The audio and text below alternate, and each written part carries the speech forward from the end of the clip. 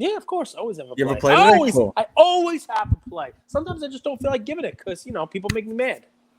All right, so welcome back to another episode of Lucas, Tigers, and Bronzo My. What's up, guys? Awesome Wednesday here. Busy day for us, so this episode, I apologize for putting it out a little bit late. It was kind of like a managerial administrative day. We're getting the Discord up and running, talking with a few interesting people to put on events and things like that in the upcoming future. I mean, so many exciting things coming down the pike. Roadmap, right? People use the word roadmap now. It's like an NFT word. We have a very interesting roadmap coming over the next couple of months. And LukaNation, we hope that our ranks swell.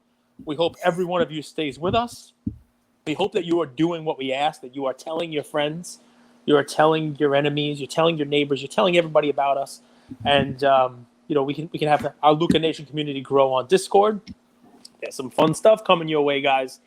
I want to feel like Gary V. Like, guys, there's some. I can't tell you what it is right now, but there's some stuff. You want to be involved in the stuff we got going on. We're having some fun conversations about some fun stuff that I can't tell you what the stuff is. But I'm very excited about it, and it's going to change your life. I'm going to work my butt off for the rest of my life. This is the first day of a 40-year mission. No? It's actually true. It's actually true. I would say your old Vegas Cage, what Gary V, that was a better skip, but you did an okay job. All right. Well, I mean, listen, I give that man his due. Do you see what those NFTs are trading at? I could put my kids through college if I would have bought in on a couple of those. Forget about it. It's amazing. So give him some credit. And look, you're successful like that, people are going to try to copy you. And, Cage, I want to talk about NFTs. So back home, I saw a few of my high school buddies, a few college buddies, family, and NFTs are the talk of the town. And you know how through conversation, you're able to figure out like how to explain it in layman's terms? Yep. Here's my attempt. And this is why I think it matters. Okay. So if you think about it, Gary's actually given this example, like Park Avenue, Fifth Avenue, Santa Monica, right? When we first kind of came to America and conquered this country, so to speak, all political things aside, there was a land grab for the best land, right? So I think of blockchain as a whole, as America, as a digital currency, as a new land, an uncharted land where we could revolutionize finances, the financial system, financial intermediation altogether. So blockchain is America.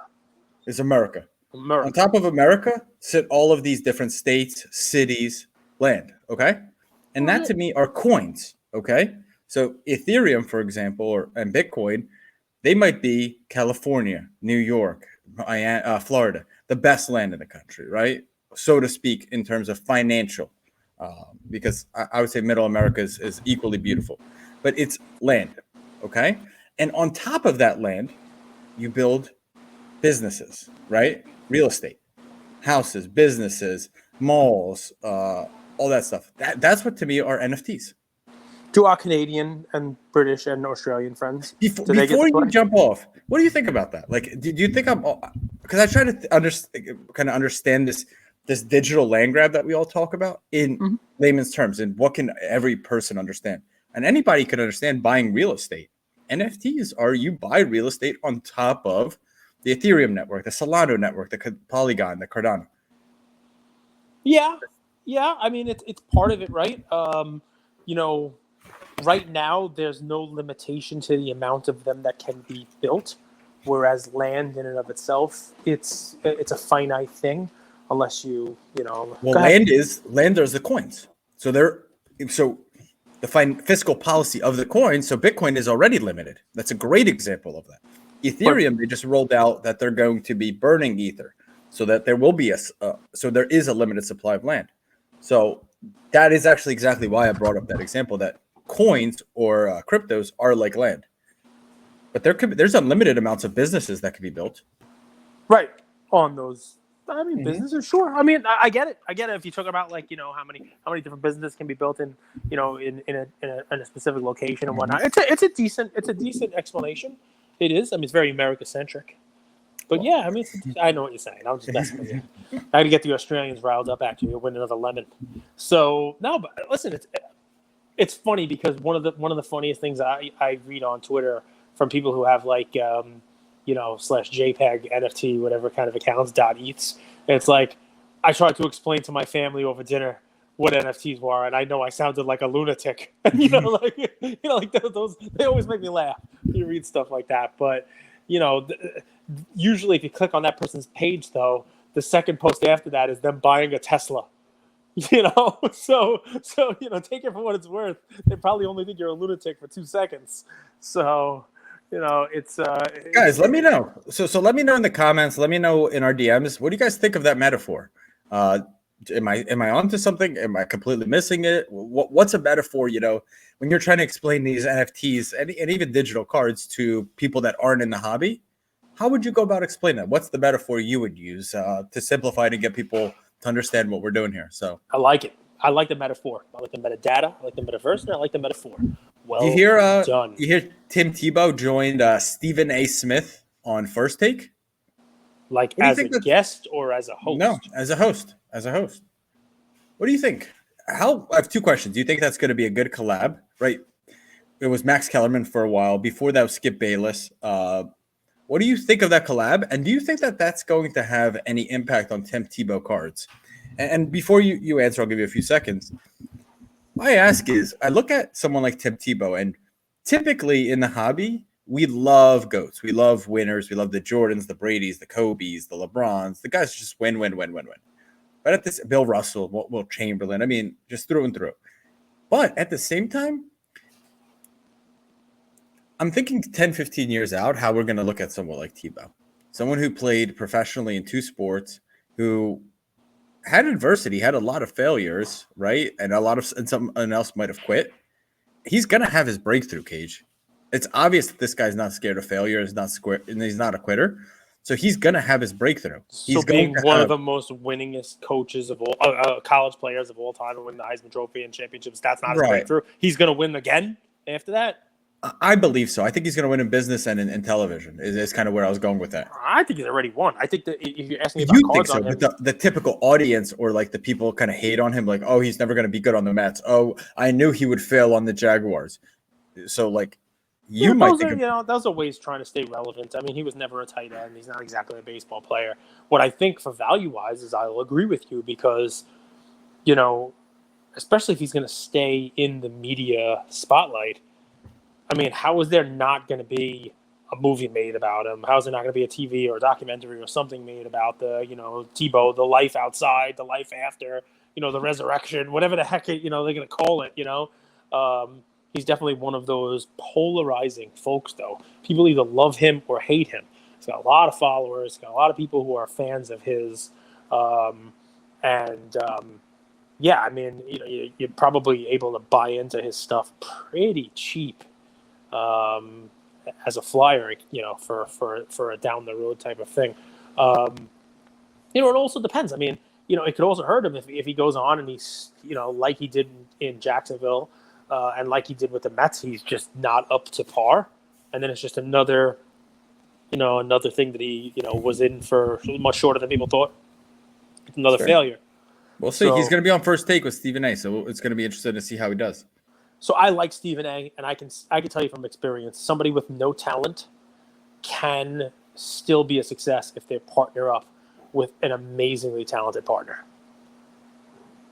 I'm Tim Tebow. You're Stephen A. Smith? No, dude, you're Stephen A. Smith. Are you kidding me? What? Come on. Not linguistically, dude. The way you formulate sentences, man, and communicate. I've seen you. I've seen you do the thing. I'm like Clyde Frazier. I'm stumbling. I can't even pick out the right words. Permission, remission, condition. Yeah, you did say permission. You did say permission without my permission. It was beat into me. When I in 6th grade, can I go to the bathroom? I'm asking for permission to go to the bathroom. I need a hall pass. May I go to the bathroom? And no, you cannot. Sit in your seat. Not can. You can. You can do it right there at your desk. What's top of mind for you? So I come on here with all these topics. What are you thinking about? Am I thinking about? I'm thinking about. I did a fantasy football draft yesterday, and I had no idea what I was doing. There were a lot of auto draft going on. Someone in our league drafted like 4 straight quarterbacks. I was like, what is going on here? He's got like hair, which, by the way, wound up. Did they know the draft was happening? Did you guys give them a heads up? They were on, they were off, they were on, it was an interesting thing that happened there. But you know what's funny? I would trade my team for his. Because he's got like McCaffrey and Brady and like he's got like a bunch of good guys, but then like, well, it just kept taking. I'm like, what is going on here? He's got like Jalen Hurts and whatever. It was so I fantasy football. I was very unprepared for the fantasy football draft. I like my team though. Jimmy Guns, who we had on as an early guest, he's in my league. He's a lot of fun because he basically just drafted the entire Raider lineup. Like he drafted Derek Carr as his quarterback. He's got Ruggs. He's got basically Darren Waller. He's got the whole Josh Jacobs. He's got the whole Raider team. So we'll see how it's a bold strategy, Cotton. We'll see how that plays out for him. But so football starting, but I can't help but be more excited about basketball. Is that weird? Is it weird to be glossing over? It's September. This is like football weather. There's a chill in the air. I think games start tomorrow, right? Tom Brady comes back and looks to repeat as the Super Bowl champion, winning for the Bucs just 2 times in a row. And yet I'm thinking we legit are like a month, 5 weeks away from basketball. I like basketball. My play's basketball. That's all I know. I love NBA. I very much love basketball. I'm gonna bet that we don't have the same play today at all. I'm gonna bet we don't have the same play. Do you want to say anything? I've been getting a ton of DMs asking, are you guys going to do 1, an NFL season preview, and 2, are you guys going to do are you going to bring back the Sunday morning show? Anything you want to hint at? I think we're going to do a Sunday morning show. I think we're definitely going to do a Sunday morning show. I will only do it on one condition, though, that you make some plays also, because somehow, even though I went like 70% against the spread last year and like 80% on my Stone Cold locks, you still found a way to give me shit about my picks. Yes, we're gonna need someone from the audience to track this year. We need someone to make a graphic, track our plays, and let the community know how we're doing. So it's gonna be fun. It's gonna be, and it's gonna have some make picks. Yes, 100%. Yes.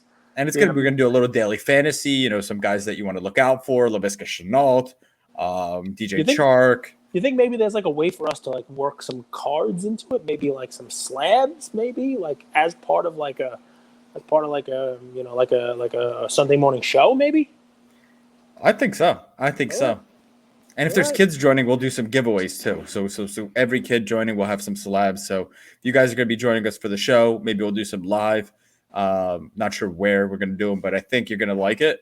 If you're going to be joining with your kids on a Sunday morning, tuning in, we're going to be doing a ton of giveaways. Let me roll into my play cage. If you're listening, guys, this is that roadmap that we mentioned before. This might be part of that roadmap.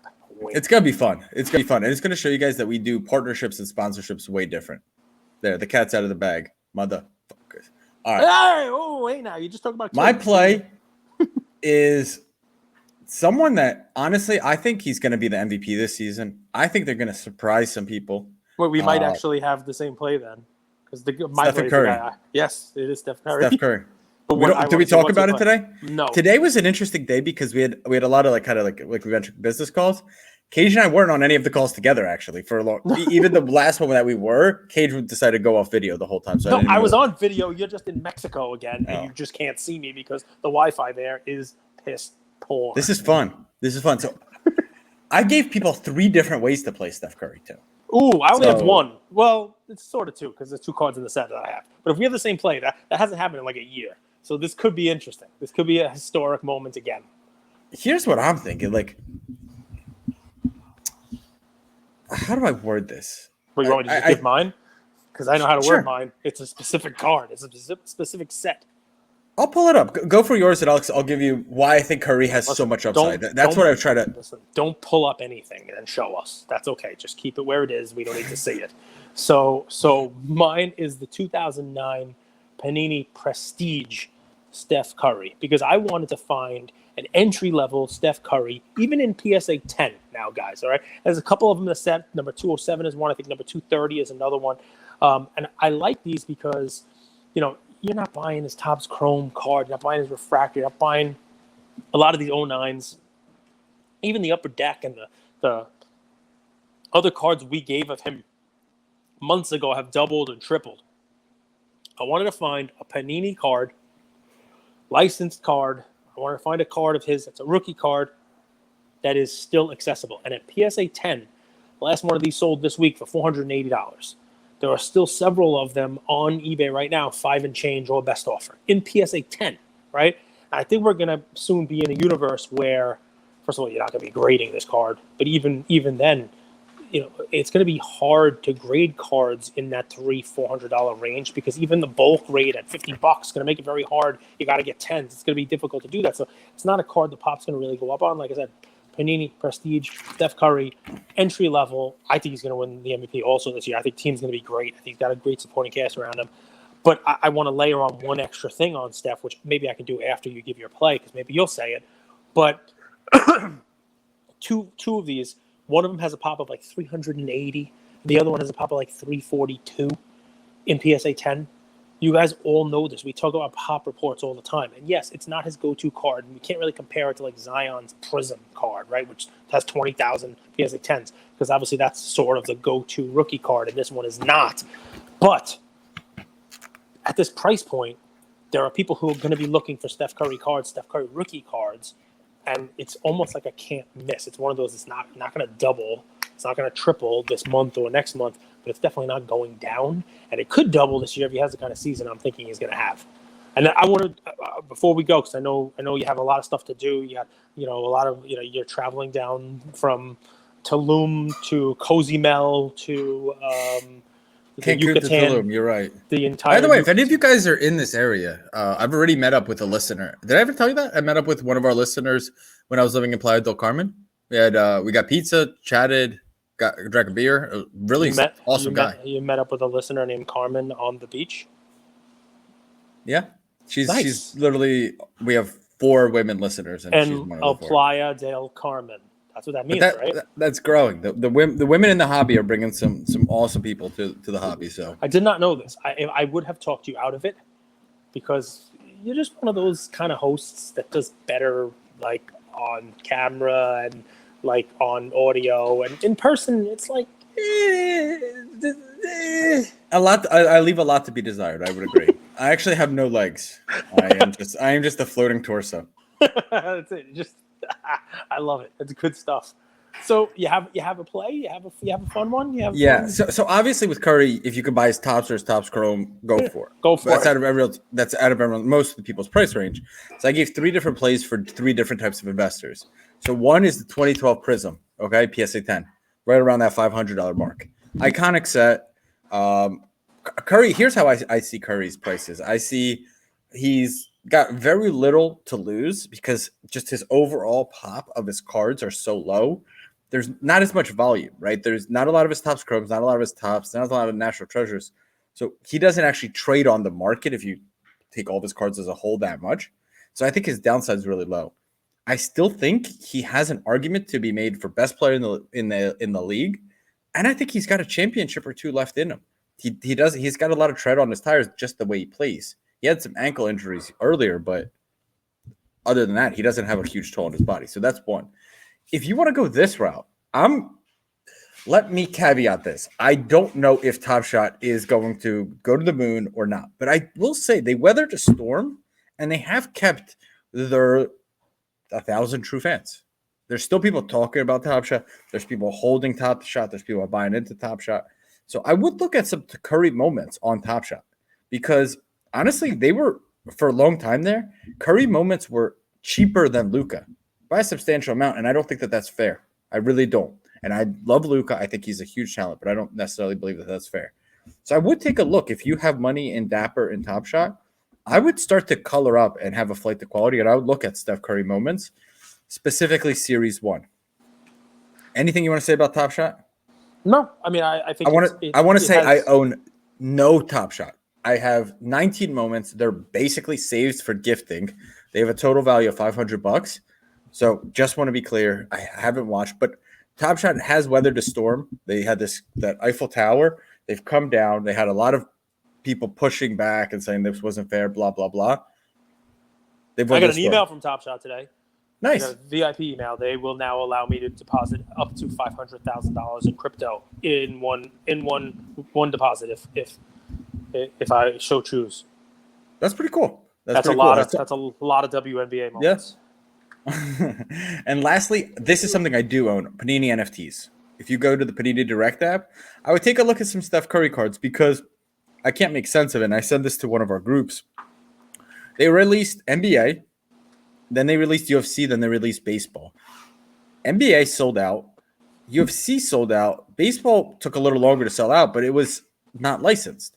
But I sent this picture to Cage. A Mike Trout gold out of 10 NFT, right, was sold for $1,200, whereas Steph Curry out of 10 gold sold for $500.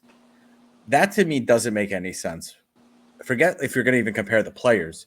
One is a licensed product, one isn't. So those are three different ways I think you could play Curry. We obviously see things very similarly today. So can I throw one out there? I like Sure. I like that you went with the digital cards, because my last point on Curry is I like the rookie card and I don't mind the digital cards, and here's why. He is now going to become more relevant to a larger class of folks who were not just into cards, right? So the Prism play, not so much for this next argument. It's great for people who are into cards, but a rookie play like mine or even your digital assets, because he's all over Twitter now talking about crypto. He just signed a deal with some sort of a crypto exchange where he's going to be an ambassador. He bought an ape. He bought a Bored Ape Yacht Club. It's like his avatar, I think. Yep, it is. And people are tweeting at him all the time now saying, hey, Steph, if you like this one, you're going to like ours. And people are dropping stuff in his MetaMask wallet, which is labeled Steph Curry. So it's pretty easy to find him. So as that world of digital assets starts to get involved with Steph Curry, maybe they buy a digital version of him. Maybe they buy a Top Shot moment of him. Maybe they start getting into cards also. And it's one of those things when we talk about our roadmap. I do like this, man, because even your play, it's a great interplay between asset classes, right? And we want to talk about asset classes. And we should have on Bro Namath again to talk about VHS grading, right? And that segment, because obviously there's money to be made in there and video game grade. We had him on to talk about comics and stuff like that, but now the different which he was spot on about, Cage. What to look for in VHS, and sealed versus not sealed, which they won't grade, not sealed. I mean, all this fun stuff, right? That's an asset class, but so are these NFTs. And I think that there is a lot of lessons to be learned out there, even by us. I mean, I have so much to learn also in that interplay between NFTs and cards, our physical, tangible assets that we talk about, and these digital assets, these NFTs. And I think it's like an unexplored thing. For whatever reason, the worlds right now are ors. You have people who say, I'm not doing that, right? I'm not doing that. I'm not buying digital. I'm not doing that. I'm not buying NFTs. But as sure as they are that NFTs are a money grab, they're going heavy on graded Mario Brothers. Why? And why can't both be right? Why can't there be an and, right? Why can't you buy Mario Brother NFTs and the Mario Brother sealed game that's graded? Why is it? And it's funny because I was telling somebody this. It reminds me of when grading cards came into the hobby, and I was around for that. And I remember going to shows, and it was not an and thing. It was an or thing. It was, I don't need grading cards. This is a fad. It'll never stick around. I can grade my own cards. We all know that it's excellent and near mint, and we don't need someone grading our cards, right? But why can't it be both? You want to have your cards raw and look at them and not be slabbed? Great. You want to have another card that it works for whatever reason to have it slabbed, and the whole. So it's funny because I think of where we are now in these different type of asset classes in that or mentality, and I think we're going to slowly move into an and. I'm not saying that means 50-50. I think there's a quick caveat there. Sorry to cut you off, Cage. Yeah. The people that win are going to be and. Because as you're saying the or, I think back to our cafe, our family business, when my dad was like, we have so much traffic, we have to churn these sandwiches and smoothies out quick. And I said, but what about the quality? We can still do it, have good quality and churn it out quick. And he's like, no, we don't have time. And I always thought about that. Like, you could have both. It can be an and game. And those are the businesses, those are the people that succeed. Well, I mean, that's just what I'm thinking about now because guys, what's funny about it is this is a change of heart for me. It really is. Just like I can be honest and tell you it's a change of heart about Gary, and I would say, hey, these V friends, this is ridiculous. You know, how are these things working? And I would talk about how people are just jumping from one thing to the next, right? Oh, these guys who made their money in Top Shot, they jumped into Bored Apes, and then they jumped to Zed Run, and jumped to this. But they didn't do that. If you look at it, the people who are making the money on this, they jumped into Bored Apes and stayed in Bored Apes, right? They've held them from when they were less than 1 Ethereum, and now their floor is 40 or 50 on those things, right? So you know, the cynic in me, the or in me was like, no, this one's the best. What you did is not the right way to go. What I am in is the best. And you still see that within the NFT space and in the card space. I still am guilty of it myself. I talk about how this thing's great, but kabooms are terrible. Well, you know what? The kaboom cabal tidal wave will wash over me because it's not something it doesn't care about you. It's not something I can fight about. It's not something I can't, I can't win that battle. And it's the same thing with this or. It's the same thing with these type of assets. And, I think we need to do as much as we can from an education standpoint, even educating ourselves, because we have so many conversations about what worked in cards as an alternate asset last year is not working now. Well, if you want to continue to provide value for our audience, is what you always tell me, show up in today's show and provide value, then I think we would be doing our community a disservice if we didn't talk about this potential avenue of value for them, for where to find stuff. Someone breaking in your house? I was thinking the same thing, man. but I got a job to do here, so they can do what they need to do. They can steal whatever they want. I got to bring you guys an episode. What can I say? No, that's so right. And even just like to caveat it, you could jump into this stuff for free by learning. Yep. Like you could just listen to an episode with open ears. You could engage in a conversation, not from the cynic, but from the curious perspective. What do you like about NFTs? Why are you in that? What do you think about digital cards? Why are VHS tapes being graded and sold for a premium? It's just curiosity instead of cynicism. So guys, just to wrap, Discord is going to be up and running by end of the week. Thank you guys all that reached out to help. Thank you guys all that reached out that are interested in it. It's kind of like for the community, by the community. That could maybe be our motto, because a lot of the stuff that we've been able to get accomplished is because of the support of the community and because of actually you guys reach out and be like, hey, I want to help you do this. And it's been fun. Number 2, what was I going to say? I don't know. There was a lot of number 2 in this episode. Number 2, we got a really, really special show coming up for you guys. Sunday mornings, NFL preview. NFL's back. We're super excited. Steph Curry cards, 2012 Prism. Cage's Prestige from 2009. And we got 2 digital versions of that, the Top Shot or the Panini Direct. Any final words? Yeah. Stay tuned. We got some fun stuff coming for you guys.